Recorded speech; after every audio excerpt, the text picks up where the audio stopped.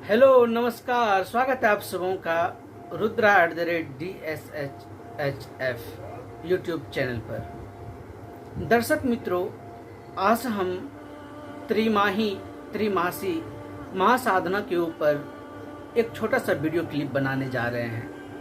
आखिर में यह साधना क्या है? फर्स्ट ऑफ ऑल हम एक विशेष सूचना देना चाहेंगे कि ये पहली बार ये प्रोग्राम हम निकाले हैं और शायद ये आखिरी बार है, इसलिए क्योंकि ऐसा समय 30 साल में एक बार आता है। आप सभी लोगों को पता है कि यह समय का जो अवधि चल रहा है, यह समय अपने आप में विशेष योग को लेकर के आया है। और आप सभी लोग जानते हैं कि कल 12 मई को मोहिनी एकादशी भी है। इस प्रकार से एक एक दिन एक दुर्लभ योग को लेकर के आ रहा है और इन समय अपने आप में आध्यात्मिक कर्मों को करने की जो प्रक्रिया है, अगर वो करते हैं तो उसका विशेष परिणाम आपको प्राप्त होता है। अब त्रिमाही साधना क्यों, 3 मास का क्यों हमने रखा?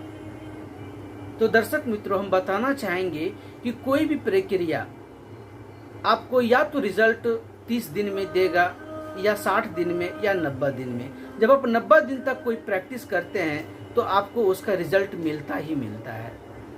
और हमारा जो ये त्रिमाही साधना कराने का जो पर्पस है, वो यह पर्पस है कि हम वैदिक काल से पूर्व जो दर्शन शास्त्र था, सांख्य दर्शन, सांख्य योग, उसके आधार पर हम कराने वाले हैं। दर्शक मित्रों, एक बात होती है कि हम सभी लोग जानते हैं कि ये पूरी प्रकृति पुरुष और प्रकृति के मिलन से सृजित हुआ है।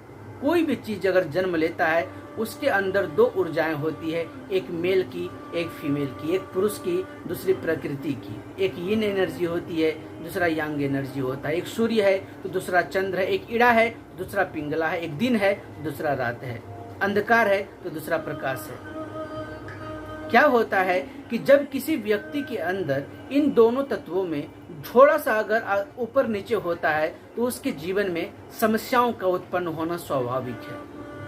आप अपने जीवन में गौर कर सकते हैं कि आपके अंदर किसकी कैरेक्टरिस्टिक्स ज्यादा है, पुरुष की या फिर स्त्री की।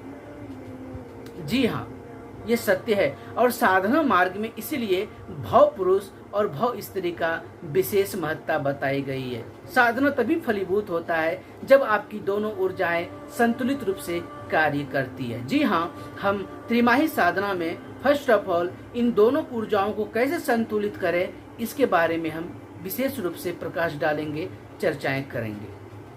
उसके बाद आता है पंच तत्व। जिस प्रकार से हमारे शरीर में पंच कोश है, उसी प्रकार से हमारे शरीर जो निर्माण हुआ है वो पंच तत्व से। पंच तत्वों की भी यही महिमा है कि अगर इन पंच तत्वों में से कोई एक तत्व की भी थोड़ी सी भी कमी आपके शरीर में हो जाएगी तो आपके शरीर बीमार होना शुरू हो जाएगा, समस्याओं का जन्म होना शुरू हो जाएगा और आप परेशान होने लगेंगे। जिस प्रकार से ज्योतिष विद्या में कहा जाता है कि हमारे ऊपर ग्रहों की दृष्टि रहती है, ग्रह गोचर कुंडली होता है कि ऐसे ग्रह खराब है, वैसे ग्रह खराब है, यह ग्रह की दशा चल रही है, इस ग्रह की अंतर्दशा चल रही है, इस ग्रह की महादशा चल रही है। तो यह ग्रह और हम इंसानों में क्या कनेक्शन है? दोस्तों, हम दोनों में जो कनेक्शन है, हमारे में और ग्रहों में जो कनेक्शन है, वो इन तत्वों से ही कनेक्शन जुड़ा हुआ है। क्योंकि जिन तत्वों से मिल करके हमारा शरीर, आपका शरीर बना है, उसी तत्वों को नियंत्रित, उसी तत्वों का आधिकारिक, उसी तत्वों पर स्वामित्व उन ग्रहों का होता है। जैसे जैसे आपके शरीर में उन तत्वों में ऊपर नीचे होता है, वैसे वैसे ग्रहों का प्रभाव, दुष्प्रभाव, सक्रियता, निक्रियता वो आपके ऊपर होनी शुरू हो जाती है। तो पंच तत्वों को कैसे संतुलित करें साधना के परंपरा में, साधना के मार्ग में, ध्यान में, आध्यात्मिक साधना में, तो इसके ऊपर हम प्रकाश डालेंगे, डिटेल में सिखाएंगे।